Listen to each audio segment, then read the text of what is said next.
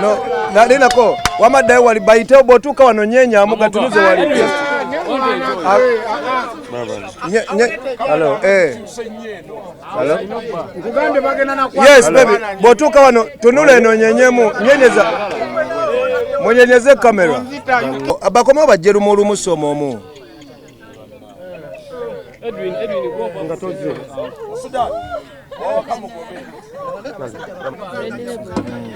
Kunyenya mwao. Sikola. Nimulodi ngomwe. Kati kye kyamuleta ku nsi. Kati namuteka ku nsi amwenyeze bagundi. Tekeni. Tubire mwenna muli bulungi nnyo. Tusanyusa balaba era twagala banjulira Nyash Festival egenda okubeerawo Saturday eno yennyini. Wano wennyini mu kifo we tuli Forest Park Rweza. Forest Resort Rweza. Saturday no Nyash Festival.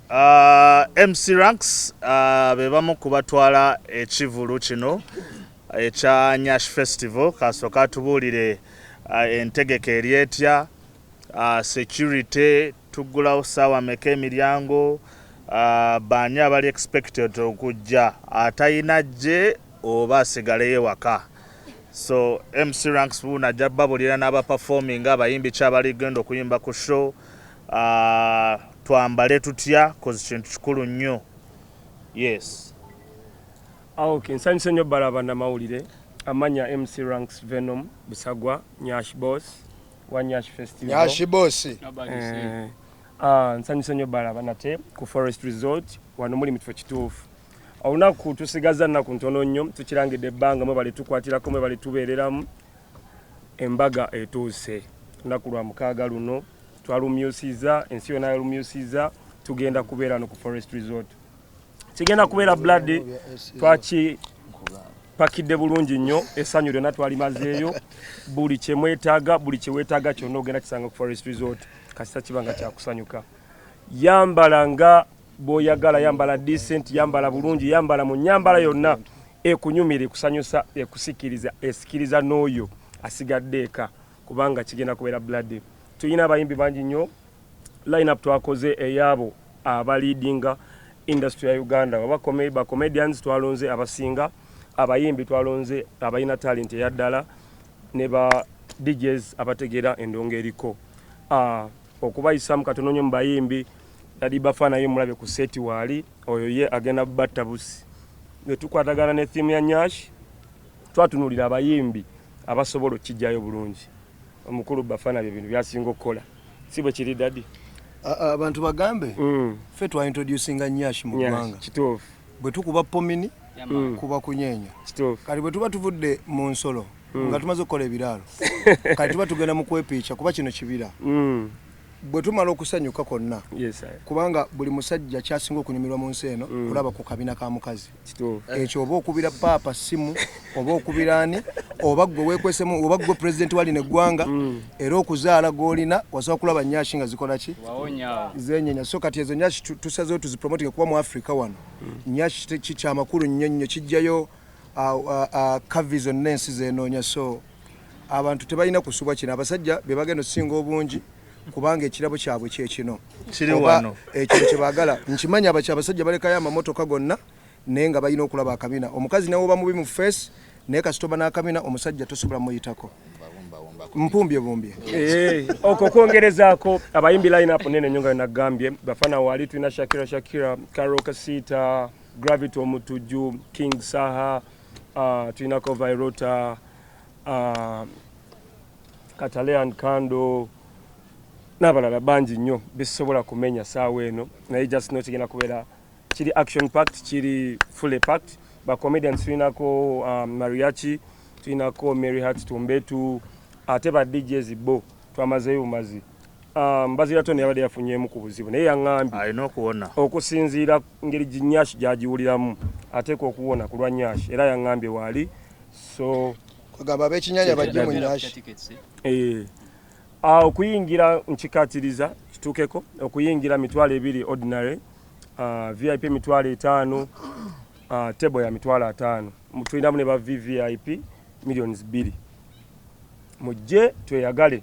Tuyinawo pool party tugenda kuwuga ekifo kinene nnyo kirina swimming pool 3. Tuyinawo dancing in the forest, tuli ku forest resort erweza wano ekibira ekyasinze okuba n'eddembe. Mujje tweyagale, mujje tukube party.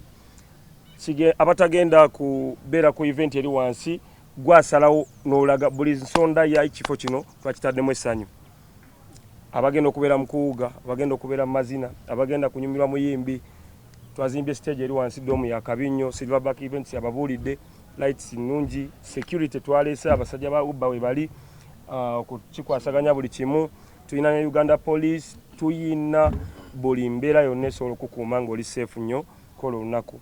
Parking nene nnyo tomalaawo, ne ba parking guides abakabi ababikolera ddala ababikuguseemu. Motoka yo nga bw'ogireese bw'ogisanga yadini. Bafana nakusazeeko Nyash soko ojogereko then tudde mu bibuuzo. Yo, watch me no pomini boom fire yo. Bana Uganda mukimanyi tuli wano lwansasage yakusanyuka. Engije tukulembera amasanyu je tubeera nga twagala abantu babere happy.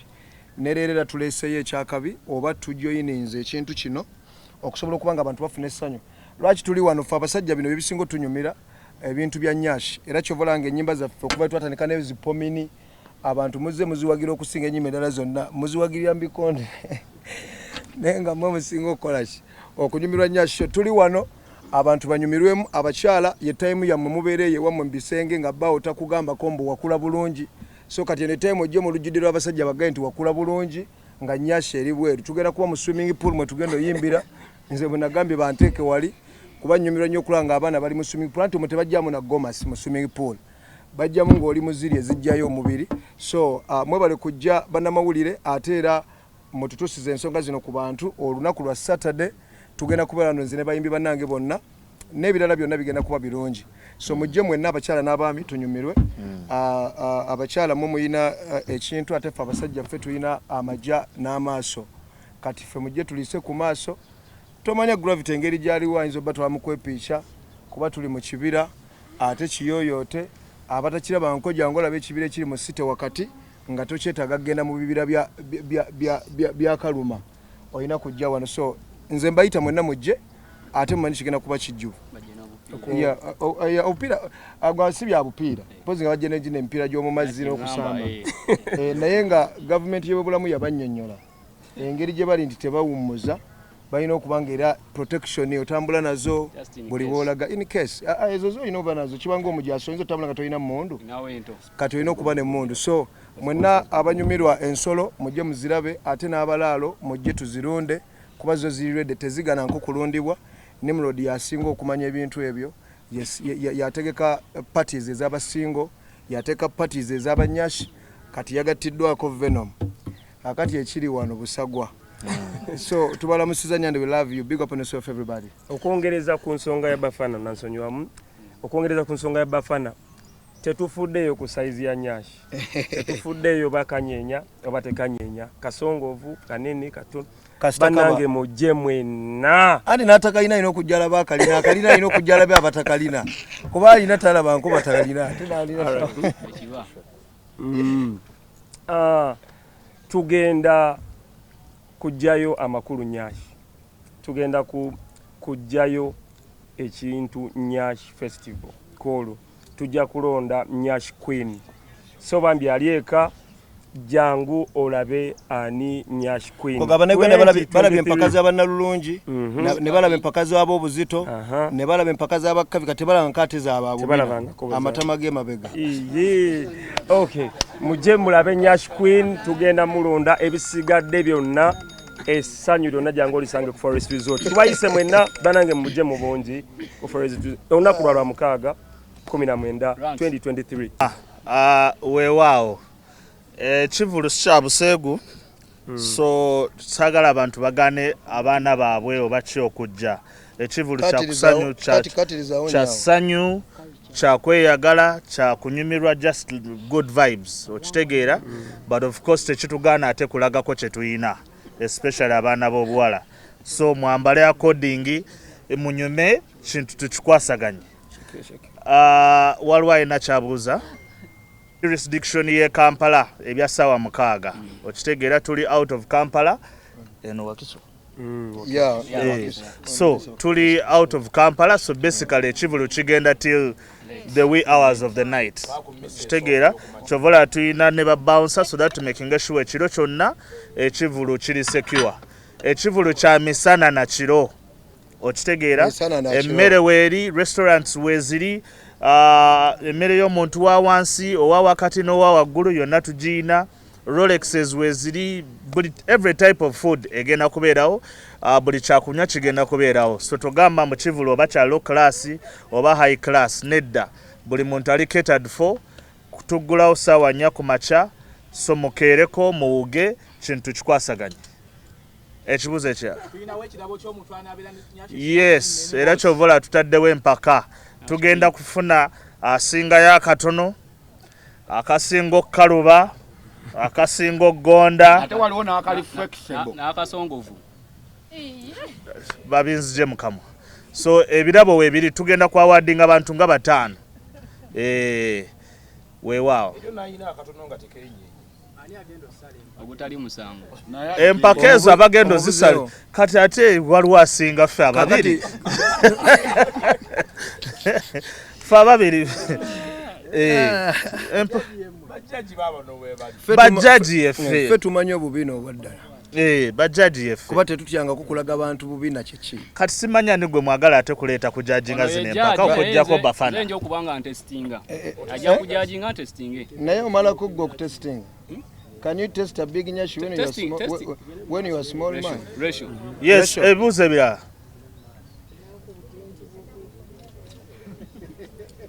Buuza nnyo bakolere. Kino ekifo kibira. Kino ekifo mu kifo kya tent bakijuzaamu rooms eziri mmanya tebajjanko wano ndowooza. Wano wali room ezisinga. Ekibuuzo kiri mu kuddibwamu. Ekibuuzo kirengera. Asooka akyuke ndo. Ekibuuzo kiri mu kuddibwamu. Akikola ku lwa Uganda. Lwensi n'emirembe ntana. Ekibuuzo kyo bakizeemu. Nyashi. Ekibuuzo kyo bakizeemu. Yes, obadde obuuza.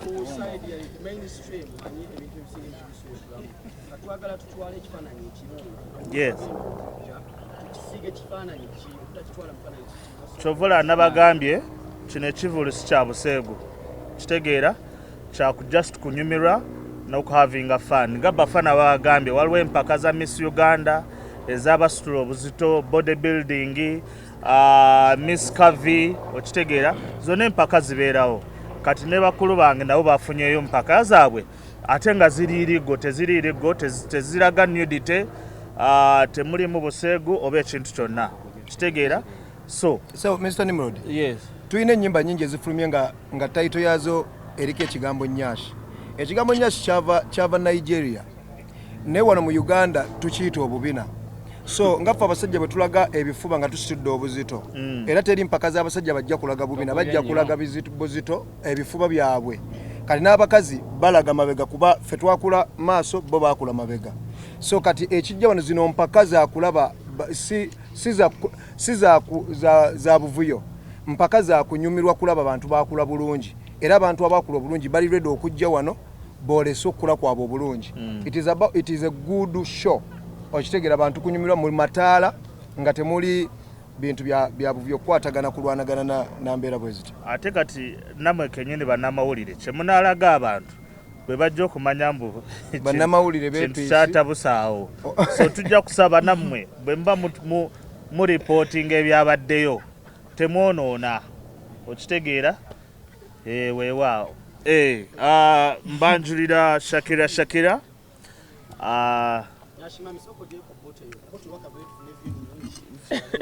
okay asooka tuwe nayo obugambo bubiri busatu y'omu ku ba judges